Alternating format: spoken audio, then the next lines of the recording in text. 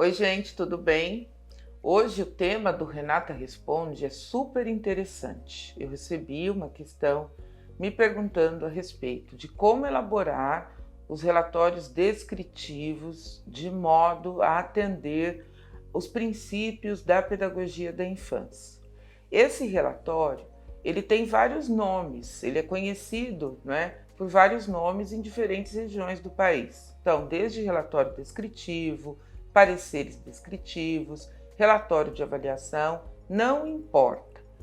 Também há realidades e experiências diferentes, com relação à elaboração. Então, pode ser que a sua rede elabore, solicite a elaboração desses relatórios semestralmente, bimestralmente, anualmente, isso não importa. A grande questão é o porquê construir estes relatórios. Eles fazem parte do conjunto de registros que a escola precisa produzir para qualificar o seu trabalho. Também esses registros, eles ocupam um lugar de narrativa, e de também dialogar com as crianças, dialogar com suas famílias a respeito do percurso vivido. E é essa a grande questão. Como é que eu escrevo esse relatório pensando em sair daquela formalidade da linguagem, em garantir que todas as pessoas, inclusive as crianças, as famílias, possam compreender o texto, possam receber um convite de leitura, numa escrita que convida para ler. Então é importante pensar na linguagem.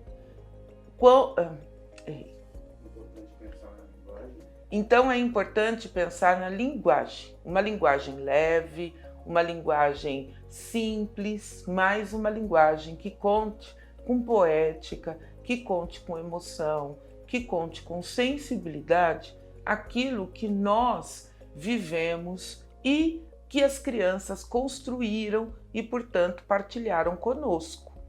Nós, adultos, então, nesse momento de elaborar o relatório, nós precisaríamos, então, nos colocar no lugar daqueles que receberam, de presente das crianças, o direito de fazer parte desse tempo tão interessante, tão bacana, cheio de descoberta, cheio de invenção, de criatividade, onde as crianças vão conquistando passo a passo, dia a dia, olhares múltiplos para o mundo, nessa grande aventura de conhecer o mundo.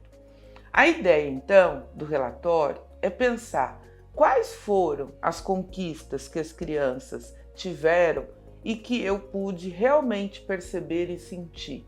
E conquistas, gente, que são importantes para as crianças, coisas da vida cotidiana. Por exemplo, aquele bebê que organizou o corpo ao longo do tempo, que foi se apoiando na parede, nos móveis, que de repente começou a dar os primeiros passos sem se apoiar em nada, que caiu, que levantou, que organizou o corpo de novo. Esse passo a passo, até a conquista de poder andar de maneira independente, sem precisar se apoiar, se segurar em objetos ou nas paredes, é um grande espetáculo que se descortina diante de nós adultos.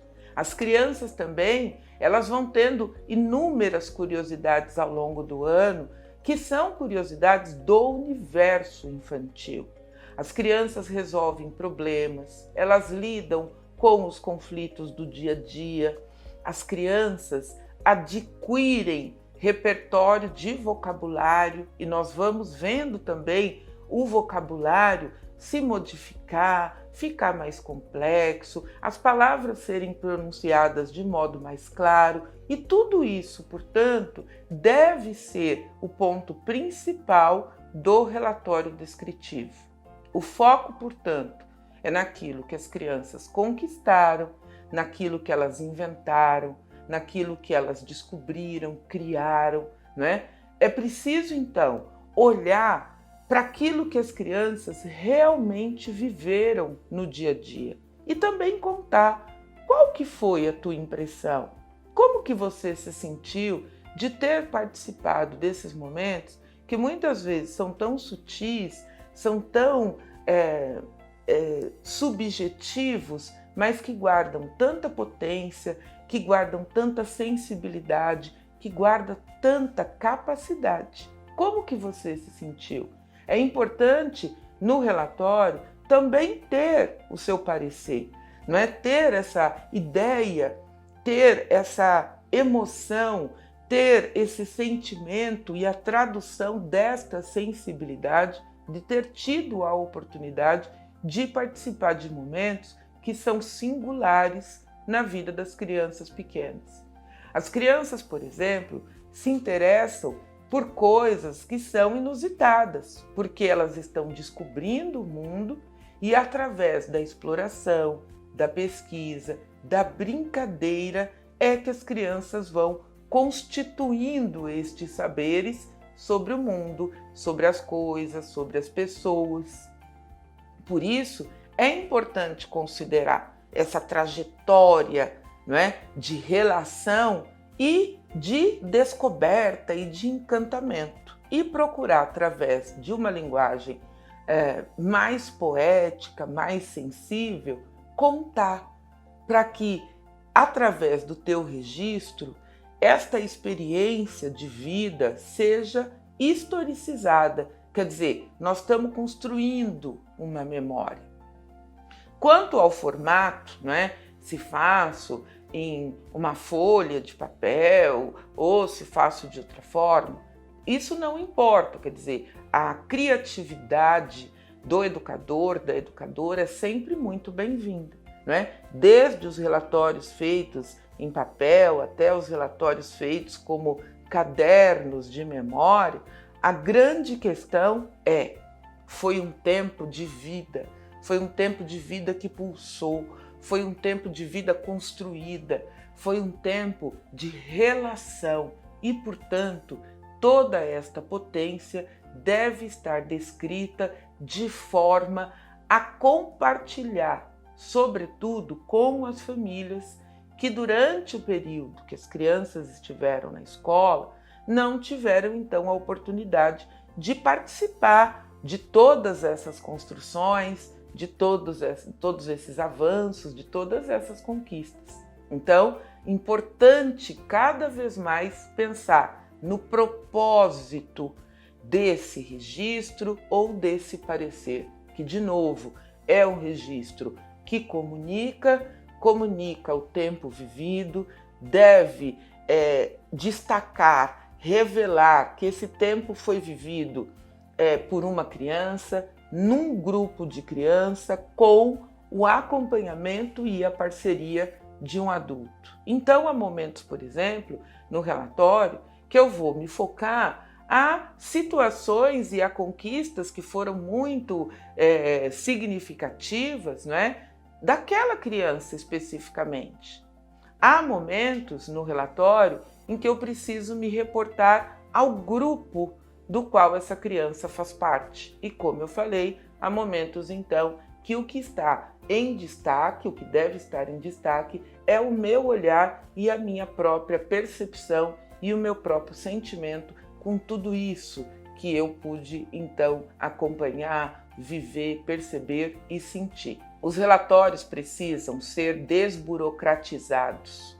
Nós estamos falando de um exercício importante, não é? De narrar, de contar, de criar memória e não fazer disso tudo um documento frio, um documento que não dialogue com ninguém, um documento que não retrate o tempo vivido e que ali da mesa onde a professora está produzindo vai para um armário, para uma pasta, apenas como mais uma formalidade. Nós queremos mais vida, mais potência, mais relação na educação infantil e, portanto, também temos que humanizar e democratizar os relatórios ou os pareceres descritivos. Tá bom, gente?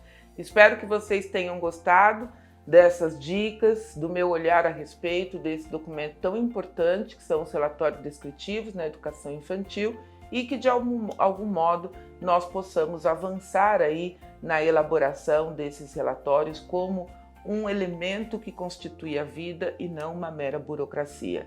Tá bom, gente? Então, olha só, muito obrigada, né, por mais esta pergunta me remetida. Eu espero que tenha contribuído de alguma forma para que a gente possa avançar juntos na construção de relatórios que sejam narrativos, que sejam a história do tempo vivido e não meras burocracias que de um lado ao outro estão em armários, em gavetas e não entre os sujeitos que habitam a educação infantil.